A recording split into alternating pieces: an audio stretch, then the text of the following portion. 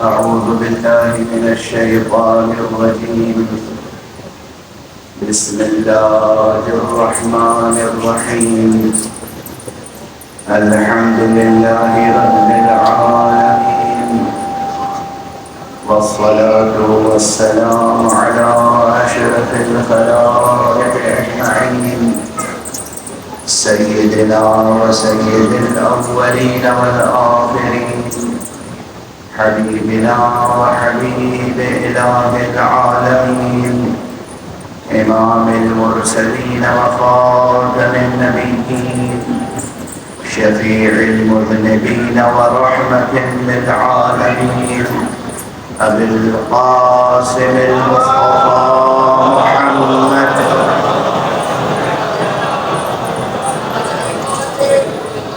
وعلى أهل بيته الطيبين الطاهرين الهداة المهديين المعصومين المظلومين، واللعنة الدائمة على أعداء الحق والدين. أما بعد، فقد قال الله تعالى عز اسمه في محكم كتابه ومتقن خطابه. بسم الله الرحمن الرحيم.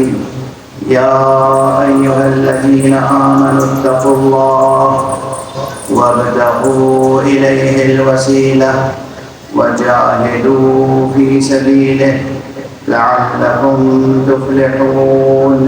صدق الله العلي العظيم.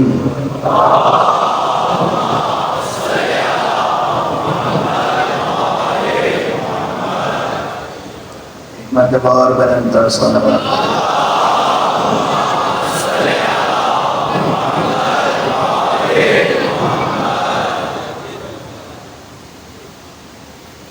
گوش پر آواز ہونے کی کوشش کیجیے. کوئی آواز دے رہا ہے، اے ایمان لانے والے.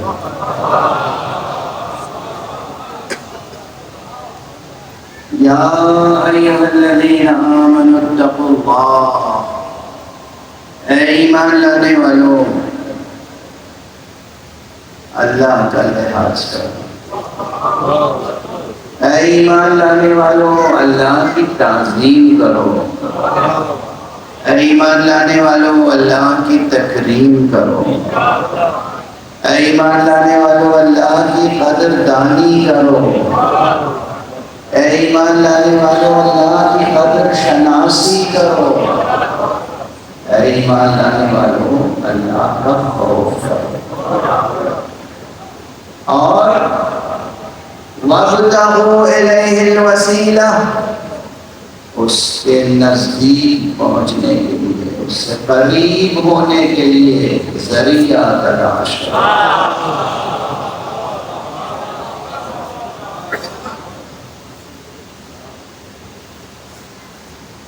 دیکھیے قرآن مجید ہی میں دونوں باتیں موجود ہیں.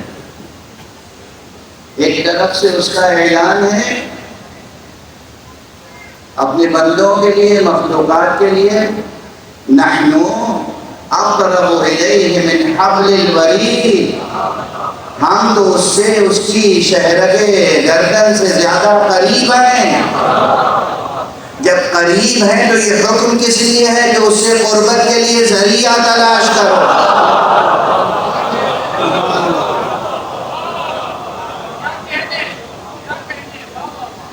اب یہ غور طلب مقام ہے یا نہیں؟ توجہ طلب ہے یا نہیں؟ اس امر میں فکر کرنے کی ضرورت ہے یا نہیں؟ جب آپ نے فرما دیا کہ ہم شہرگ گردن سے قریب ہیں تو پھر قریب ہیں. کون سی دوری ہے جسے طے کرنے کے لیے کوئی ذریعہ چاہیے؟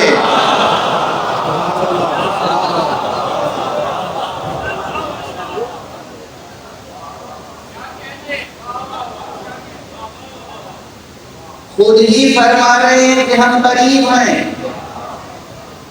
اور خود ہی فرما رہے ہیں کہ تم ہم سے قریب ہونے کے لیے ذریعہ اختیار کرو. یہاں پر اس قرب و بعد کی اضافیت سمجھ میں آتی ہے، وہ ہم سے قریب ہے مگر ہم اس سے دور۔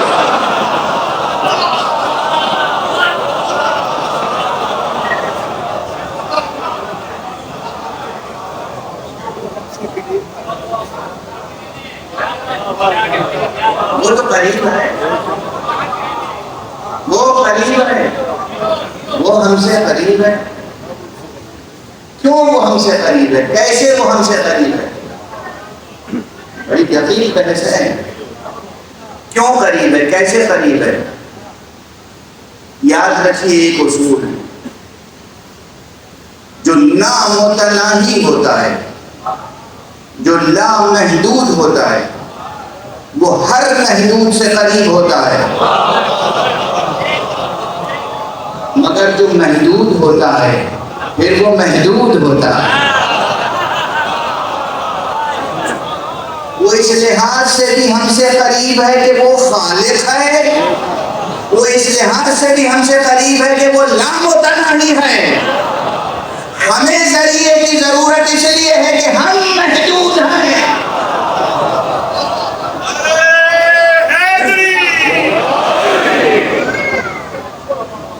ہم محدود ہیں، اس کی ذات نامتناہی، اس کی ہر صفت لامتناہی، اس کا علم لامتناہی، اس کی قدرت لامتناہی، اس کا جود لامتناہی، اس کی فیاضی لامتناہی، اس کا ارادہ قوی اور قوت میں لامتناہی، ہر شے اس کی، ہر صفت اس کی لامتناہی، ذات بھی لامتناہی، اوصاف بھی لامتناہی، مگر ہماری ذات کتنی محدود ہے، ہمارا علم کتنا محدود ہے، ہماری صلاحیتیں کتنی محدود ہیں، ہماری استعداد کتنی محدود ہے، ہماری قوت کتنی محدود ہے، ہمارا ارادہ کتنا کمزور ہے، ہمارا اختیار کتنا مضبوط، کتنا کمزور اور نادیدہ ہے۔ تو ہمیں تو اس سے قربت کے لیے ذریعے کی ضرورت ہوگی، اور اسی لیے اس نے ہم پر چھوڑ بھی نہیں دیا۔ یہ بیچارے مخلوق، یہ کمزور، ان کا علم ناقص، ان کی قدرت ناقص، ان کی بصیرت ناقص، ان کی بصارت ناقص، ان کی ذات بھی کمزور، صفات بھی کمزور، اگر ان پر چھوڑ دیں تو یہ کیا ذریعہ تلاش کریں گے؟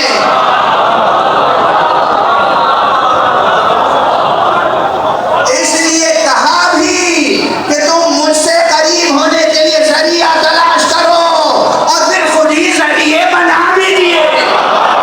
صلوات پڑھے محمد۔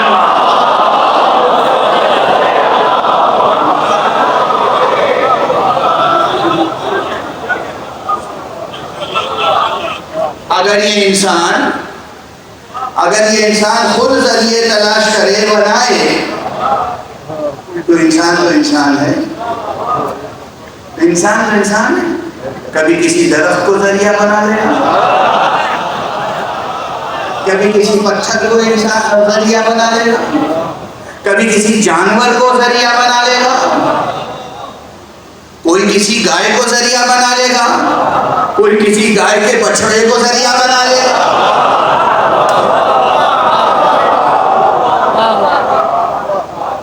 کوئی گائے کو ذریعہ بنا لے گا، کوئی گوشالے کو ذریعہ بنا لے گا،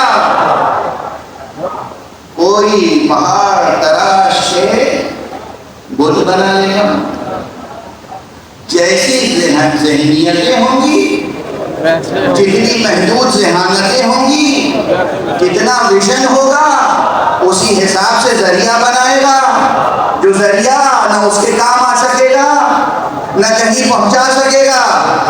لیکن وہ جسے ذریعہ بنائے گا، اس میں صفت صرف یہ نہیں ہوگی کہ وہ اس تک پہنچا دے گا، بلکہ یعنی صاف ستھرا راستہ مل جائے اور پہنچا دے، یہ کوئی بڑی بات نہیں ہے۔ راستے میں جتنے بت ہوں گے وہ توڑے گا بھی۔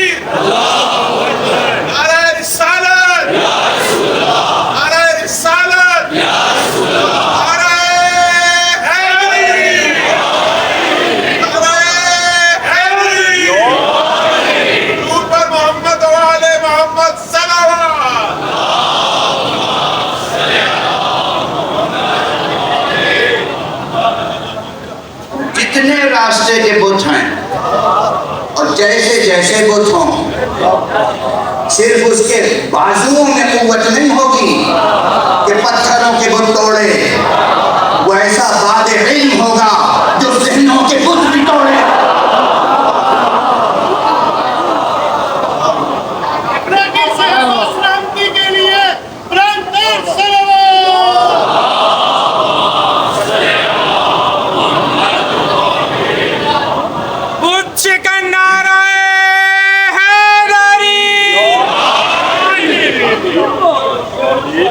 جب وہ ذریعہ بنائے گا نا بھئی، ہم اگر ذریعہ بنائیں گے تو اپنا جیسا بنائیں گے، بلکہ اپنے سے بھی کم تر۔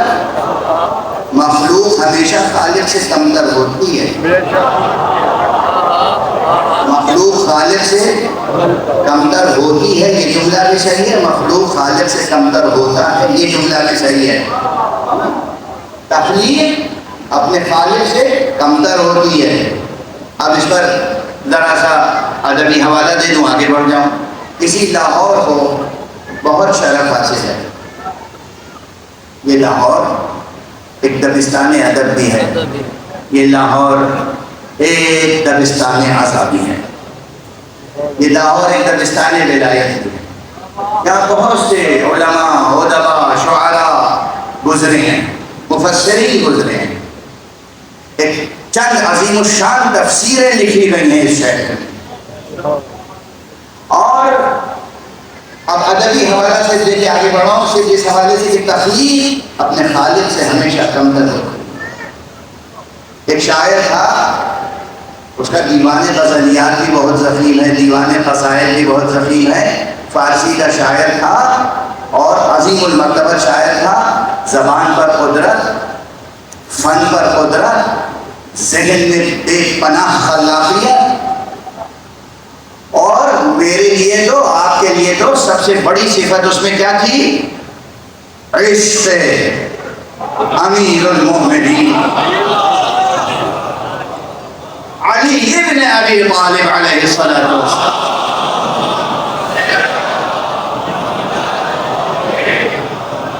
معرفت شاعر جس کا نام ہے عرفی شیرازی، عرفی شیرازی۔ عرفی شیرازی کا دیوان کوئی چور چرا کے لے لیا، چوری ہو گیا دیوان، عرفی کا دیوان چوری ہو گیا۔ جو اس کے حاصل تھے بہت خوش ہوئے، جو دوست تھے افسردہ ہوئے، آئے سب تعزیت پیش کرنے باقاعدہ کہ بھئی بہت افسوس ہوا، تمہارا دیوان چوری ہو گیا۔ اس نے کہا لے جانے والا ایک دیوان لے لیا ہے، یہاں دیوان کی تخلیق کرنے والا ذہن موجود۔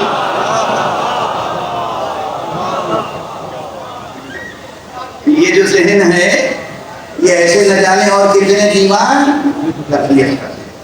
واضح ہوئی بات؟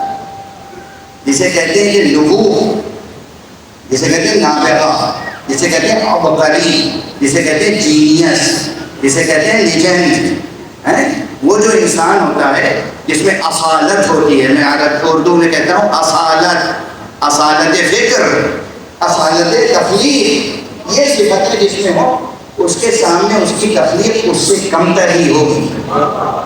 ٹھیک ہے، یہ اصول اسٹیبلش ہو گیا۔ اچھا، تو آپ جو ذریعہ بنائیں گے وہ آپ سے کمزوری ہوگا،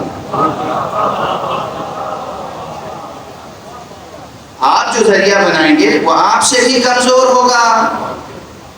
اور اسی لیے آپ دیکھیے دنیا میں آپ مضبوط ہیں یا بت؟ آپ جو بت بناتے ہیں بت زیادہ قوی ہے یا آپ؟ یہ تو بالکل بیسس ہے نا۔ درخت کو آپ درخت کی پرستش کریں، درخت میں زیادہ قوت ہے یا آپ میں؟ آپ جب چاہیں درخت کو کاٹ دیں اور آپ جہاں چاہیں درخت لگا دیں، شجرکاری کر دیں۔ تو درخت کو خدا بنایا، خدا بنانے والوں نے، درخت کمزور ہے، انسان اس سے زیادہ قوی ہوگا خدا نہیں۔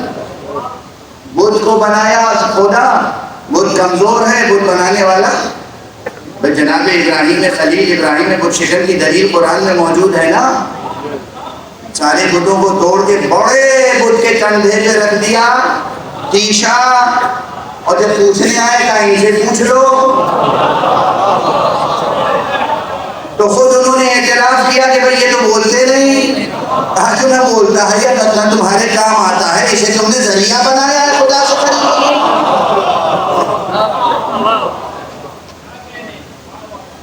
تو ہم جو بنائیں گے وہ ہم سے بھی کمزور ہوگا، اور اسی لیے یہ لطف ہے خدا کا۔ سمجھو کہ ہمارے علم کلام میں قاعدہ لطف کیوں ہے؟ یہ لطف ہے خدا کا کہ اس نے اپنی قربت کا شرف بخشنے کے لیے، اپنے قریب آنے کے لیے جو ذریعہ بنایا وہ ایسا نہیں بنایا جو ہم سے کمزور تھا یا ہمارے جیسا تھا۔ اس نے جو ذریعہ بنایا وہ ہم سے برتر ہے، ہمارے جیسا نہیں ہے، بلکہ اس نے جو ذریعہ بنایا وہ تو ایسا ہے کہ جس میں خود وہ جھلکتا ہے۔ صلوات پڑھتے ہیں محمد۔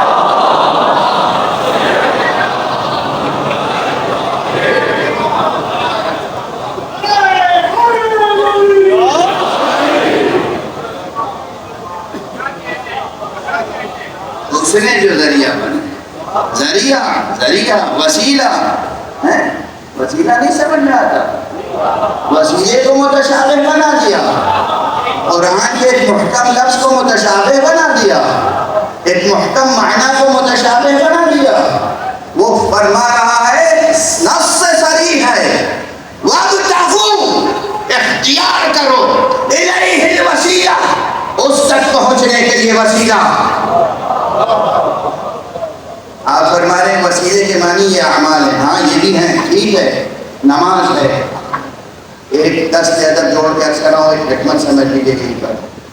اصل نماز بہت عظیم ہے، اصل نماز، حقیقت نماز، جو نماز کی نوری و نورانی حقیقت ہے، جو نماز کی ماہیت ہے، جو نماز کا جوہر ہے، وہ بہت عظیم ہے۔ مگر یہ جو نماز 2 رکعت ہم اور آپ پڑھتے ہیں، یہ 2 رکعت نماز افضل ہے یا نماز پڑھنے والا؟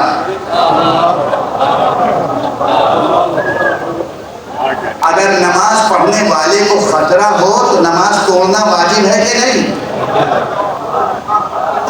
اگر نماز پڑھنے والے سے نماز افضل ہوتی تو کہا جاتا نماز پڑھنے والا مر جائے کوئی پرواہ نہیں، نماز نہ ٹوٹے۔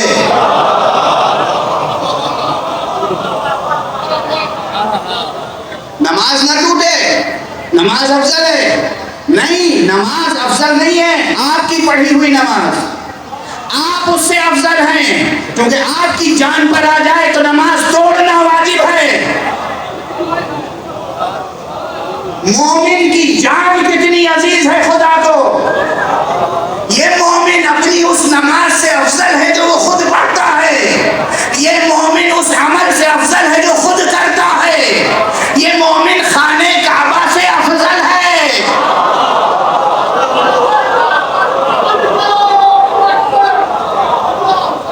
یہ مومن، عام مومن جو کلمہ پڑھ لے، اشہد ان لا الہ الا اللہ واشہد ان محمد رسول اللہ، یہ مومن خدا کو اتنا عزیز ہے کہ اس کی جان خانے کعبہ سے زیادہ فضیلت رکھتی ہے خدا کے نزدیک۔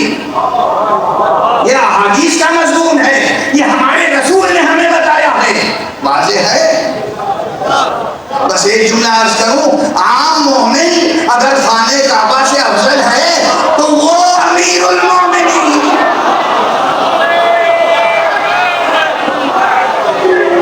خانے کعبہ سے کتنا افضل ہوگا جس کی ولادت سے کعبہ قبلہ ہو گیا۔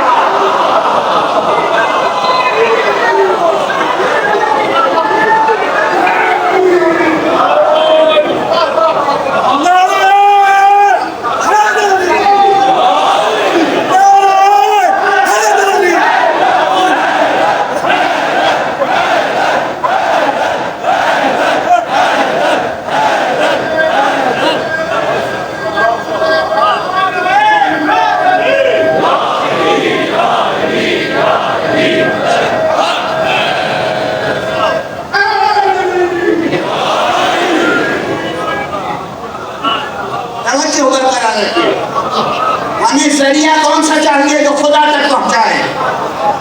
الوسیلہ سے مراد کیا لیا لوگوں نے؟ یہ نماز، یہ روزہ، یہ حج، یہ عمل، تسلیم، انکار نہیں ہے، مگر یہ بتاؤ نماز تمہاری کبھی باطل بھی ہوتی ہے کہ نہیں؟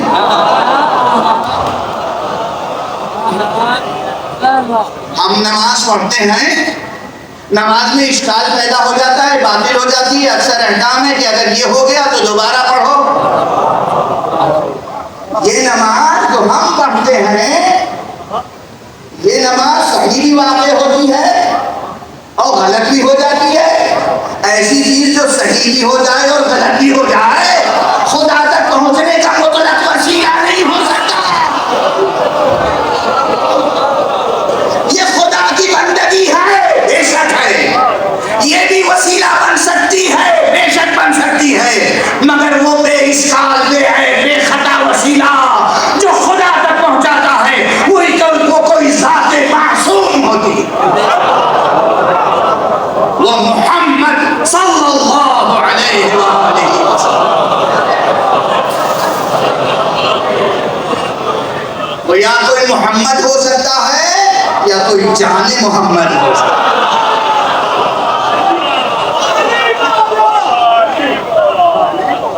وہ یا کوئی محمد ہوگا یا کوئی جان محمد ہوگا، اور کوئی وسیلہ بن نہیں سکتا۔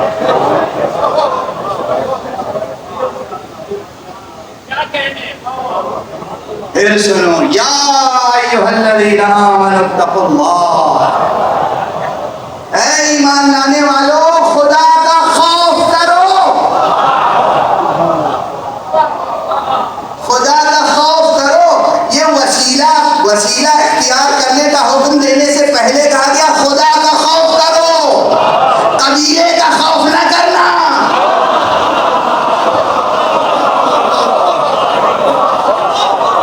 قریش کا خوف نہ کرنا، مکے والوں کا خوف نہ کرنا، بت پرستوں کا خوف نہ کرنا، مشرکوں کا خوف نہ کرنا، منافقوں کا خوف نہ کرنا۔ وسیلہ اختیار کرنے سے پہلے خدا کا خوف کرو۔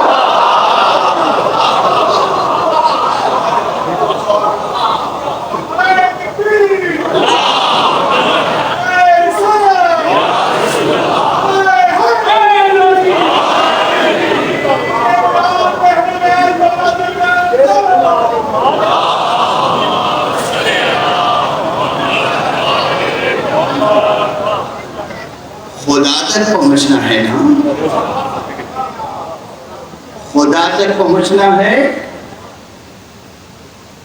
خدا تک پہنچنا ہے یا وقت کے خلیفہ تک پہنچنا ہے؟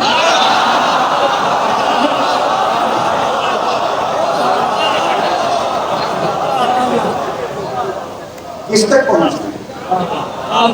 خدا تک پہنچنا ہے یا وقت کے حکمران تک پہنچنا ہے؟ خدا تک پہنچنا ہے یا رئیس قبیلہ تک پہنچنا ہے؟ خدا تک پہنچنا ہے تو خدا کا خوف کرو۔ خدا تک پہنچنا ہے تو خدا کا خوف کرو، اور پھر اسی کو ذریعہ بنانا جسے خدا نے ذریعہ بنایا ہے۔ مشکل کیا ہے؟ کیا مشکل ہے؟ یہ بدیہی مسئلہ ہے جسے سیاست زادوں نے اختلافی بنا دیا۔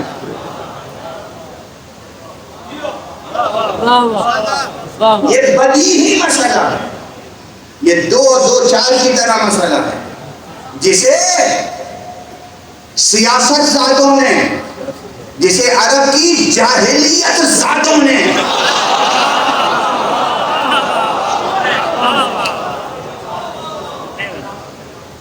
اختلافی بنا دیا۔ ورنہ مسئلہ بہت سارا اس سے زیادہ آسان، بدیہی، دو اور دو چار کی طرح صاف کوئی مسئلہ ہے ہی نہیں۔ اس تک پہنچنا ہے تو کس کو ذریعہ بنائیں؟ اس سے بہتر کوئی جواب ہو سکتا ہے ذہن انسانی اس کے علاوہ کوئی حسن انتخاب اور حسن اختیار پیش کر سکتا ہے کہ بھائی جس کو خود اس نے اپنے پیغام کے لیے ذریعہ بنایا ہو اسی کا دامن تھام لیں اور اس تک پہنچنے کے لیے اس کو ذریعہ بنا لیں۔ اللہ نے اپنا پیغام بھیجنے کے لیے کسے ذریعہ بنایا؟ خاتم النبیین، امام المرسلین، سید الاولین والآخرین، محمد بن عبداللہ صلی اللہ علیہ وآلہ وسلم۔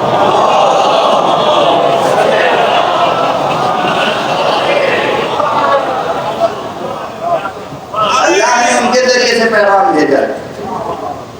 یہ جو خطاب ہے یا ایھا الذین آمنوا، خطاب اللہ کا ہے، کس کے دہن مبارک سے پہنچا؟ کس کے لہجے میں پہنچا؟ یا دہن سے وابستہ ہو جاؤ یا جہاں تک لہجہ سنائی دے۔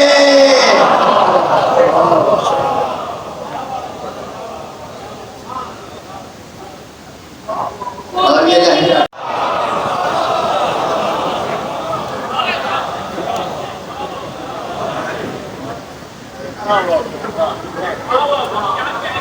تو بس ہماری بھی ایک بات سن لیجیے، دنیا طلبی ہو تو کسی کو بھی مان لو، خدا طلبی ہو تو علی کو مان لو۔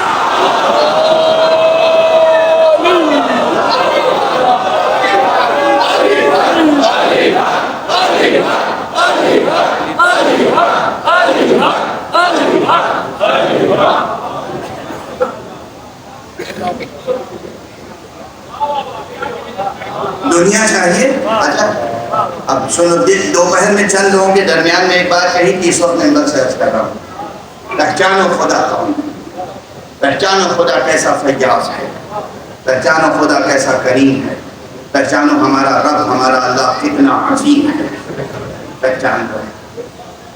اس نے وجود عطا کیا، نعمت وجود، اس نے نعمت عقل عطا فرمائی، اس نے پاکیزہ فطرت پہ پیدا کیا، پھر اس امتحان گاہ دنیا میں بھیج دیا، اور اب اس امتحان گاہ میں کیسی امتحان گاہ ہے خدا کی پسند، کیسا امتحان، کیسی امتحان گاہ ہے۔ اس سے آسان کوئی امتحان نہیں ہے اور اس سے مشکل کوئی امتحان نہیں ہے، اس سے آسان بھی کوئی امتحان نہیں ہے اور اس سے مشکل بھی کوئی امتحان نہیں۔ آسان کیسے کہا؟ ذرا سوچو تو صحیح۔ جتنے یہاں مجمع میں ہیں، چھوٹے بچے بڑے جوان، جس طرح کا بھی امتحان ہوگا، آپ کا شفیق سے شفیق استاد ٹیچر ہے، اگر وہ ایماندار اور اچھا آئیڈیل ٹیچر ہے، آئیڈیل پروفیسر ہے، اگر اس کے یہاں ایتھکس ہیں، اخلاقیات ہے، اصول ہیں، ضابطہ ہیں اور سچی محبت ہے اسٹوڈنٹ سے، تو وہ کیا کرتا ہے؟ امتحان سے پہلے تک کہتا ہے جو چاہو پوچھ لو،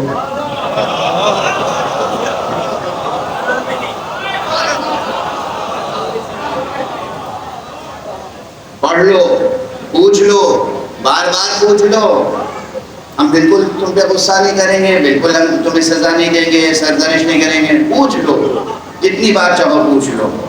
لیکن جب امتحان گاہ میں داخل ہو جاؤ گے تو میں کچھ نہیں بتا سکوں گا، اس وقت تو میں کھڑا رہوں گا کہ ادھر ادھر دیکھ کے تم نقل بھی نہ کرو۔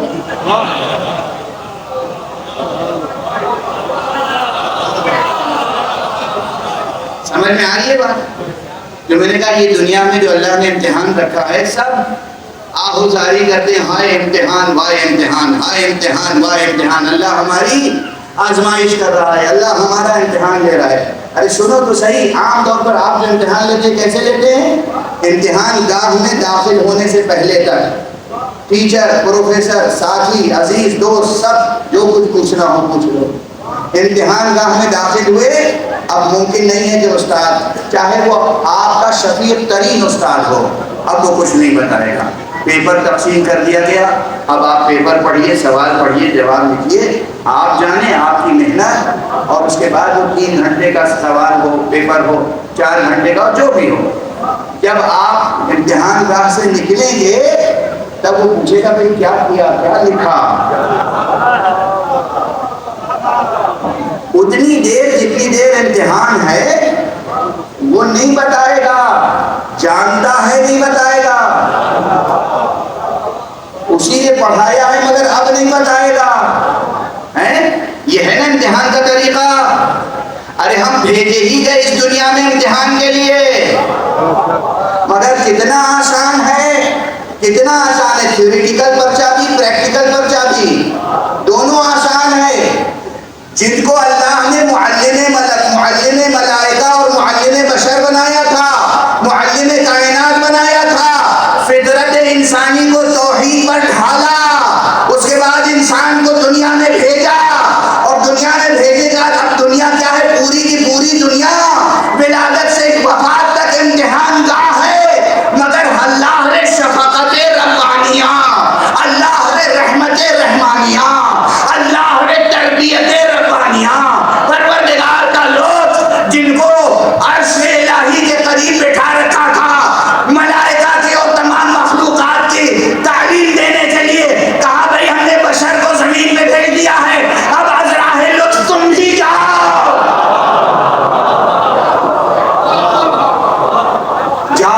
یہ انسان گیا، انسان کو ہم نے بھیج دیا زمین پر، مصطفیٰ تم بھی جاؤ، مرتضیٰ تم بھی جاؤ، اور جہاں جہاں انہیں کوئی مشکل ہو انہیں بتاؤ، کہو سلونی سلونی،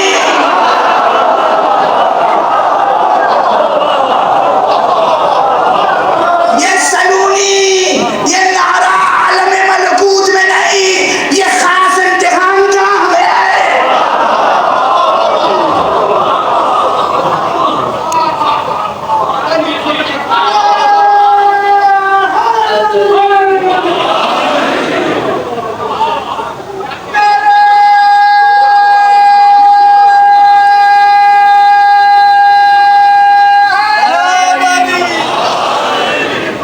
ارے کچھ سمجھ میں آ رہی ہے؟ حاضر ہے ذہن و قلب، یہ اللہ کا بندہ، یہ اللہ کا فرشتہ، یہ اللہ کا بنایا ہوا ذریعہ، یہ وسیلہ جسے اللہ نے وسیلہ بنایا ہے، یہ خاص امتحان گاہ میں کہہ رہا ہے سلونی سلونی۔ کیا مشکل ہے؟ فکری مشکل ہے، توحید سمجھ میں نہیں آتی، مجھ سے پوچھو، وحی کے اسرار سمجھ میں نہیں آتے، مجھ سے پوچھو، ملائکہ کی حقیقت سمجھ میں نہیں آتی، مجھ سے پوچھو، آخرت سمجھ میں نہیں آتی، مجھ سے پوچھو، نبوت سمجھ میں نہیں آتی، مجھ سے پوچھو، نبی سمجھ میں نہیں آتا، مجھ سے پوچھو، تھیوریٹیکل کوئی مسئلہ ہو مجھ سے پوچھو، نماز سیکھنا ہو مجھ سے سیکھو،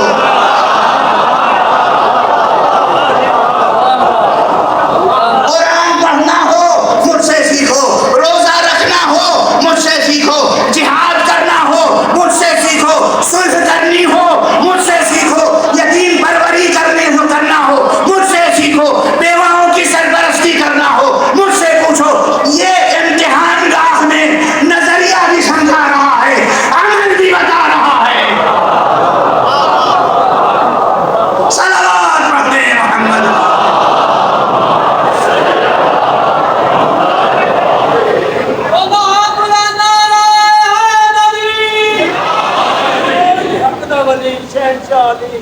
مشکل کشا علی، شیر خدا علی، مالک مولا علی، استغفر اللہ، صلوات پڑھیے۔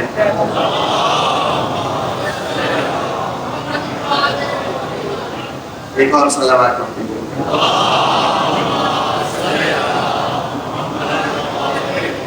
ایک اور صلوات۔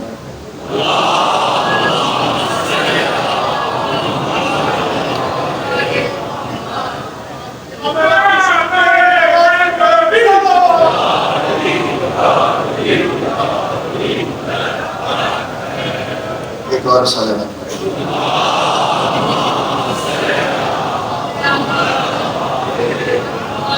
بات سمجھ میں آئی؟ کیسا کریم ہے، میں رب کی شان بتا رہا ہوں، اب رب کی شان ہی ایسی ہے کہ جب رب کی شان بیان کرو تو علی کی شان آ جاتی ہے ساتھ،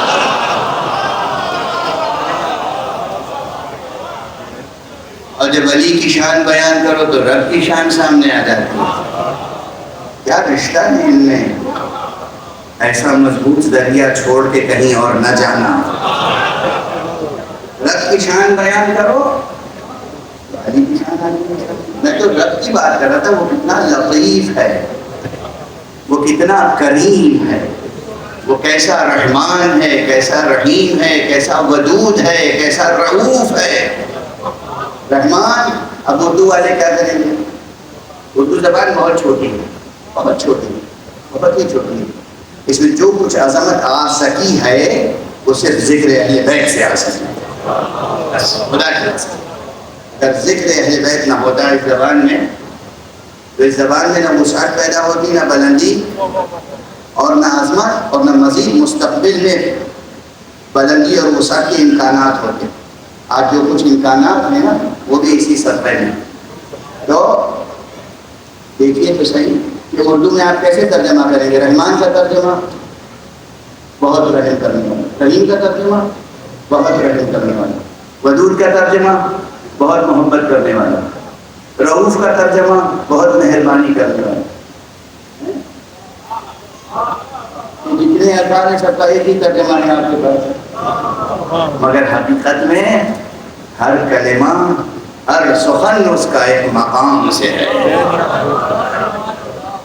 رحمان اس کی معنویت الگ ہے، رحیم اس کی معنویت الگ ہے، رؤوف اس کی معنویت الگ ہے، عطوف اس کی معنویت الگ ہے، ودود اس کی معنویت الگ ہے، کریم اس کی معنویت الگ ہے۔ کریم تو عربی کے ان الفاظ میں سے ہے جن کا ترجمہ اردو میں کسی ایک دو لفظ میں ممکن نہیں ہے۔ تو ہم تو رب کی شان بیان کر رہے ہیں کہ ہمارا رب وہ ہے کہ جو ایسا کریم، ایسا ودود، ایسا عطوف، ایسی مہربانی کرنے والا ہے کہ امتحان گاہ میں ایسا معلم بھیج دیتا ہے،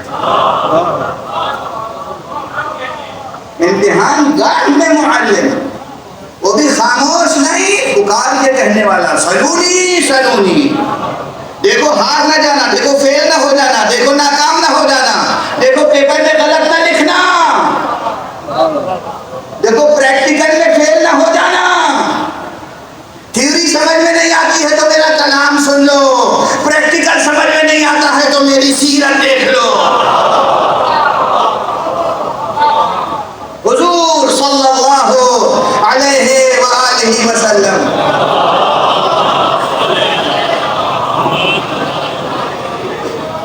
ان کا نعرہ تھا صلو کما رأیتمونی اصلی، صلو کما رأیتمونی اصلی، نماز پڑھو، یہی نماز جسے تم وسیلہ بنانا چاہتے ہو، یہ نماز جسے اللہ سے نزدیک ہونے کے لیے پڑھنا چاہتے ہو، صلو کما رأیتمونی اصلی، نماز پڑھو اس طرح جس طرح مجھے نماز پڑھتے ہوئے دیکھتے ہو۔ یہ پریکٹیکل بتا رہے ہیں، دیکھے گا کون؟ جسے تماشا دیکھنے کا شوق ہو۔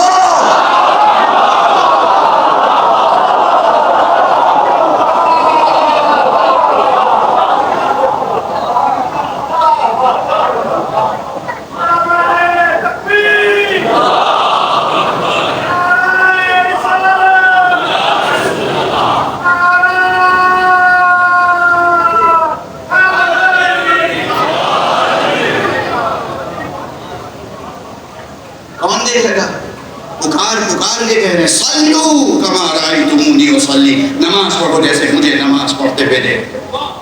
خذوا عنی مناسککم، دیکھو تم حج پہ جاؤ تو حج کیسے کیا جاتا ہے، مناسک حج مجھ سے حاصل کرو۔ اور منسک ہر اس عمل کو کہتے ہیں کہ جو خدا تک نزدیک کے نزدیک پہنچائے، یہ بھی ایک تعریف ہے، یہ بھی ایک ڈیفینیشن ہے اس لفظ کی، یعنی خذوا مناسککم، جو بھی کام اللہ کے لیے کرنا چاہو مجھ سے پوچھو، دیکھو میں کیسے کرتا ہوں۔ مگر یہ پروانے تو ایسے تھے، حضور مسجد میں ہیں، نماز پڑھ رہے ہیں، نماز پڑھا رہے ہیں، خطبہ دے رہے ہیں جمعے کا، اور مسجد کے باہر تماشا دکھانے والا کوئی آ گیا، تماشا دیکھنے کے لیے چلے گئے، رسول کو تنہا چھوڑ دیا۔ اچھا یاد رکھو، نادانوں، کمزوروں، بچوں کو فوراً نہیں جھڑکتے، زور سے نہیں ڈانٹتے، پہلے پیار سے سمجھاتے ہیں۔ نہ جانے کتنی بار شرارت بار بار ہو تب انسان کو غصہ آتا ہے، اور یہ تو انسان کی شان ہے جو رحمان ہے، رحیم ہے، کریم ہے، رؤوف ہے، ودود ہے، عطوف ہے، اسے اتنی آسانی سے غصہ آئے گا؟ سمجھنے کی کوشش کریں عزیز، دست ادب جوڑ کے عرض کر رہا ہوں دل سوزی سے، یہ مسئلہ طنز و تشنیع کا نہیں ہے، یہ مسئلہ خدا رسی اور دین کا مسئلہ ہے، یہ من و دو کا جھگڑا نہیں ہے۔ خدا جس نے اعلان کیا کہ میری رحمت میرے غضب پہ سبقت لے گئی ہے، وہ اگر ٹوکے، کیا کرتے ہو میرے نبی کو تنہا چھوڑ کے جاتے ہو؟ اور یہ ٹوکنا بھی لطافت کے لہجے میں، یہ بھی یہاں بھی کوئی بہت عذاب کی دھمکی نہیں دی، عذاب کی یعنی وعید نہیں آئے، بلکہ یہ ہے کہ وَإِذَا رَأَوْا تِجَارَةً أَوْ لَهْوًا انفَضُّوا إِلَيْهَا وَتَرَكُوكَ قَائِمًا قُلْ، کہہ دیجئے جو اللہ کے پاس ہے وہ بہتر ہے اس سے۔ کیا ایک رحیم کی آواز ہے، ایک کریم کی آواز ہے، ایک تربیت کرنے والے رب کی آواز ہے، ایک پرورش کرنے والے کی آواز ہے۔ کہہ دیجئے کہ جو اللہ کے پاس ہے نا وہ بہتر ہے تمہارے لیے۔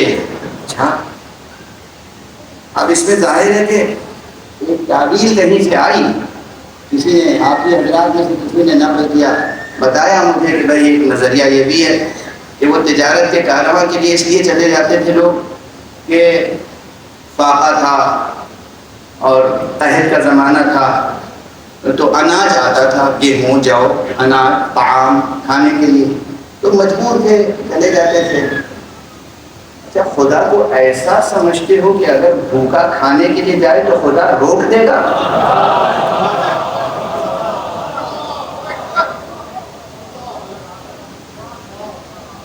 یہ تو ایک سوال ہے، اور دوسرا سوال یہ ہے کہ کیا قحط زدہ بھوکے کو کھیل تماشا دیکھنے کا بھی شوق ہو جاتا ہے؟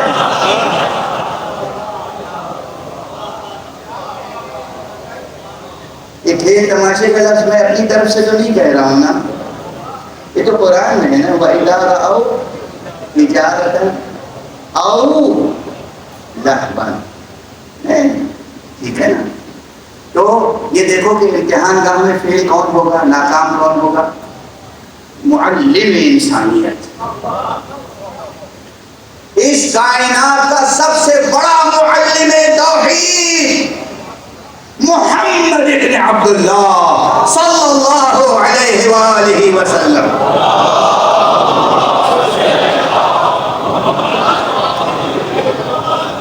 موجود، وہ فرما رہے ہیں پوچھو مجھ سے، پوچھو جو پوچھنا چاہو، دیکھو نماز کیسے پڑھی جاتی ہے، مجھے دیکھ کر پڑھو، حج کیسے کیا جاتا ہے، مجھے دیکھ کر پڑھو، اللہ سے نزدیک ہونے کے لیے کیا کیا جاتا ہے، مجھے دیکھو میں کیا کیا کرتا ہوں، اور پھر اپنے جان، اپنی روح کو اسی منصب پہ فائز کیا کہ دیکھو نبوت تو ختم ہو گئی، اب کوئی نئی وحی نہیں آئے گی، اب کوئی قرآن نازل نہیں ہوگا، میرے بعد اب کوئی نبی نہیں ہوگا، مگر گزشتہ امتوں کا حال معلوم ہے نا، جیسے ہی کوئی نبی چلا جاتا تھا امت اس کے دین کو بدل دیتی تھی، اس کی کتاب کو بدل دیتی تھی، اس کے پیغام کو بدل دیتی تھی۔ اس لیے دیکھو میں تو چلا جاؤں گا حجاب دہر میں، میں تو چلا جاؤں گا حجابات نور میں، لیکن علی تم دنیا والے دنیا کی طرف جائیں گے، تم دین بچا لینا۔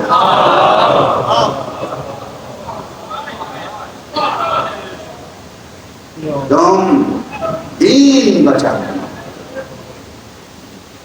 بس آج حالانکہ میں تاخیر سے ممبر پر آیا تھا، جی چاہتا تھا کہ کچھ اور عرض کروں، بہت بحثیں میں بہت بحثیں چاہتا میں کہ آج اس آیت پہ یہاں گفتگو ایک نتیجے تک، ایک منزل تک پہنچا دوں، اور کل انشاءاللہ 6B ماڈل ٹاؤن میں جو مجلس ہوگی اس میں کسی نئی آیت پہ گفتگو ہو، مگر اب ایسا لگتا ہے کہ اسی آیت پہ گفتگو جاری رہے گی انشاءاللہ۔ آج جس منزل تک گفتگو پہنچ گئی، اور بات یہاں تک آ گئی کہ رسول نے فرمایا تھا کہ جب دنیا والے دنیا کی طرف جائیں، اے میری جان، اے میرے علی، اے میرے وسیع، تم دین بچا لینا۔ اور یہی وصیت تھی، عام سب کو معلوم۔ وصیت پیغمبر کیا تھی؟ متن وصیت حضور صلی اللہ علیہ وسلم کیا تھی؟ انی تارک فیکم الثقلین، میں خاتم النبیین، میں امام المرسلین، میں سید الاولین والآخرین، میں رب العالمین کا فرستادہ رحمت للعالمین، میں دو چیزیں تمہارے درمیان چھوڑ کے جاتا ہوں، ایک کتاب خدا اور ایک اپنی اہل بیت، اپنی عطرت، اور یہ دونوں ایک دوسرے سے جدا نہیں ہوں گے۔ کب تک جدا نہیں ہوں گے؟ لن یفترقا حتی یردا علی الحوض، یہ ایک دوسرے سے جدا نہیں ہوں گے جب تک کہ حوض کوثر پر آ کر مجھ سے ملاقات ہو۔ تو یہی حضور نے حضرت علی سے کہا، اور آپ کو معلوم ہے حضور کے جو آخری لمحات تھے اس میں حضور کے پاس کون تھا؟ تاریخ کو نہ دیکھیں، مجھ سے پوچھے کون تھا۔ میرے پاس بھی حوالے ہیں، میرے پاس بھی سورسز ہیں۔ کون تھا حضور کے پاس؟ حضور کا سر اقدس کس کے سینے پہ تھا؟ وہ علی تھے۔ حضور کے سینے پہ اس وقت کون تھا؟ حسن اور حسین۔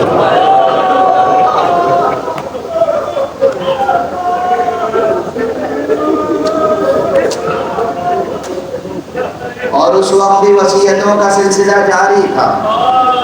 مولا علی سے وصیت، بی بی زہرا سے وصیت، امام حسن سے وصیت، امام حسین سے وصیت۔ عجب نہیں کہ اسی وقت کہا ہو، بیٹے حسین، جب اہل دنیا کی طرف راغب ہو جائیں تم میرے دین کو بچا لینا۔ بس آپ کی آوازیں بلند ہیں، آپ کی آوازیں بلند ہو گئیں، اس لیے کچھ دیر مجھے عرض کرنے دیجیے۔ علی نے دین بچایا اور کیسے بچایا، زہرا نے دین بچایا اور کیسے بچایا، حسن نے دین بچایا اور کیسے بچایا۔ کتنے واقعات ہیں جو مستحضر ہیں، آپ کے پیش نظر ہیں۔ حسین نے دین بچایا اور کیسے بچایا۔ اپنا سب کچھ لٹا دیا راہ خدا میں، سب کچھ لٹا دیا راہ خدا میں، مگر راہ خدا کو بچا لیا۔ ثابت کر دیا کہ ہم وسیلہ ہیں الی اللہ، ہم ہیں وسیلہ خدا تک پہنچنے کے لیے۔ ہم ہیں، خدا کو پہچاننا ہو تو ہمیں پہچاننا۔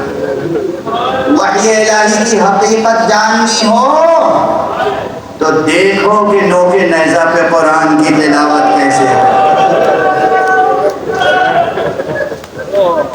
نماز سیکھنی ہو تو دیکھو سید سجاد نماز کیسے پڑھ۔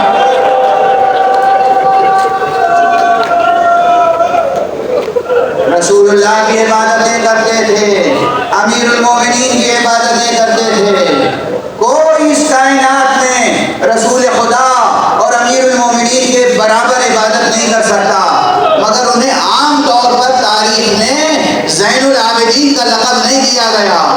یہ لقب مخصوص ہے آقا حسین کے فرزند علی ابن الحسین کے لیے۔ کیوں؟ اس لیے کہ جس طرح علی ابن الحسین نے نمازیں پڑھی ہیں، ہاتھوں میں ہتھکڑیاں، پاؤں میں بیڑیاں، کمر میں لنگر، گلے میں خاردار تھا، اوپر سے لوہے کی زنجیروں سے جکڑایا ہے، مگر نماز کا سلسلہ متصل ہے۔ اللہ اکبر۔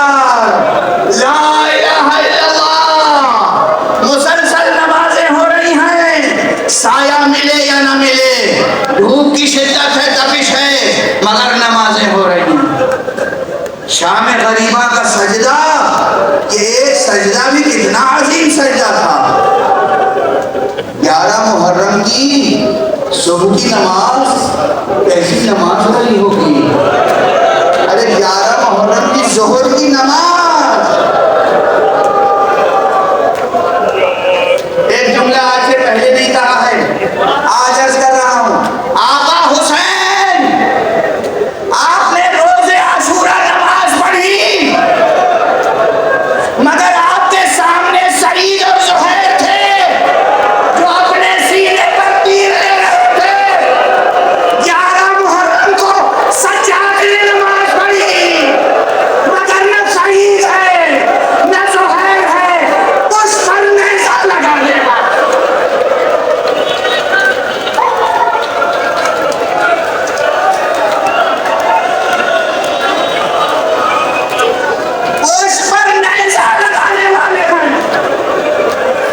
ہے سید سجاد کی نماز۔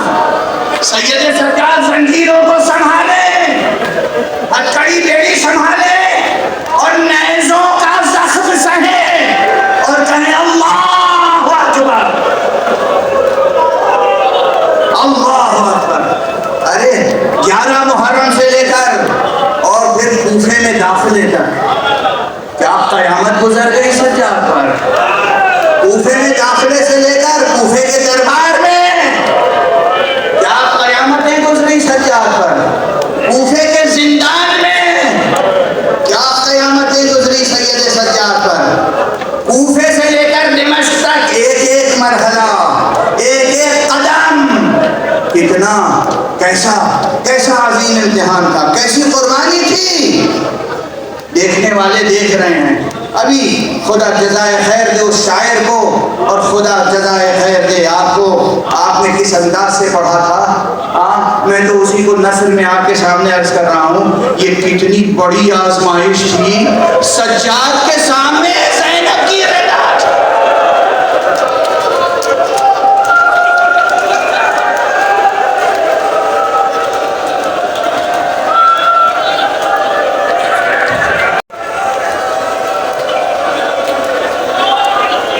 ہم سے کہتے ہو گریہ کب تک کرو گے؟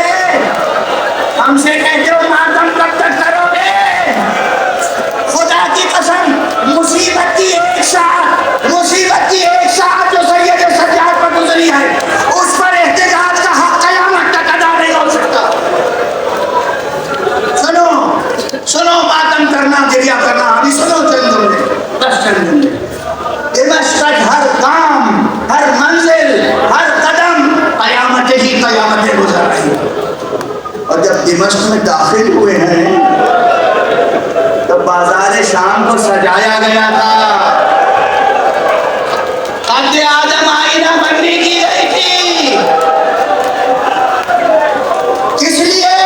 تاکہ جو نزدیک ہیں وہ رسول زادیوں کو برہنہ سر دیکھیں، لیکن جو دور ہیں وہ آئینوں میں نظارہ کریں۔ سجاد سہ رہے ہیں، ظلم پر ظلم سہ رہے ہیں، آگے بڑھتے ایک شخص نے گستاخی کی۔ کیا گستاخی ہے؟ سید سجاد کو پہچانتا نہیں ہے، یہ شخص پہچانتا نہیں ہے۔ آنے کے بعد اس نے کہا یہ تلواروں کے نشتر اپنی جگہ، تلواروں کے زخم اپنی جگہ، نیزوں کے زخم اپنی جگہ، اور پتھروں کے زخم اپنی جگہ، لیکن جو یہ الفاظ، نازیبا الفاظ، نازیبا کلمات جو ان کے شایان شان نہ تھے، آگے کہتا ہے ذرا سننا، سن نہیں سکو گے مجھے معلوم، سننا۔ سید سجاد ہیں، بات کو ٹکڑے ٹکڑے پختل میں چھوڑ کے آئے ہیں، سیدانیوں کو بے ردا لے کے آئے ہیں۔ اب یہ شخص کہتا ہے خدا کا شکر ہے جس نے تمہارے مردوں کو قتل کیا، تمہیں اسیر کیا۔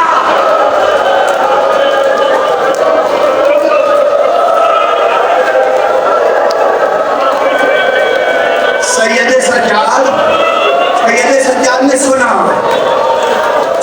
غور سے سنا، کہا اے شیخ تو نے قرآن پڑھا ہے؟ اب اس کو متوجہ ہوا، ہاں قرآن پڑھا ہے، مگر آپ کا قرآن سے کیا تعلق ہے؟ کہا تو نے قرآن مجید میں آیت تطہیر پڑھی ہے، انما یرید اللہ لیذھب عنکم الرجس اہل البیت ویطہرکم تطہیرا۔ اب اور سمجھا، کہا ہم نے قرآن پڑھا ہے، قرآن میں یہ آیت بھی پڑھی ہے، مگر آپ کا اس سے کیا تعلق ہے؟ کہا تو نے آیت مودت پڑھی ہے، قل لا اسألکم علیہ اجرا الا المودۃ فی القربى۔ کہا ہاں یہ آیت بھی پڑھی ہے، خدا کے واسطے اب جلدی بتائیے اس آیت کا آپ سے کیا تعلق ہے؟ امام نے انتہائی متانت سے سینے پہ ہاتھ رکھا، کہا وہ اہل بیت ہم ہی تو ہیں۔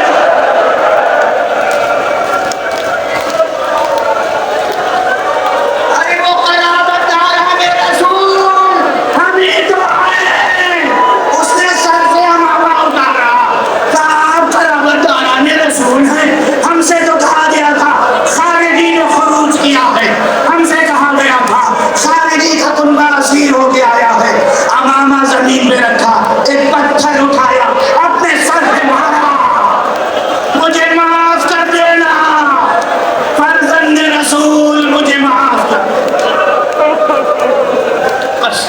تو ایک آخر یہ وہ مناظر ہیں، یہ وہ مناظر ہیں جس کی بنا پر سید سجاد سے جب پوچھا جاتا تھا سب سے زیادہ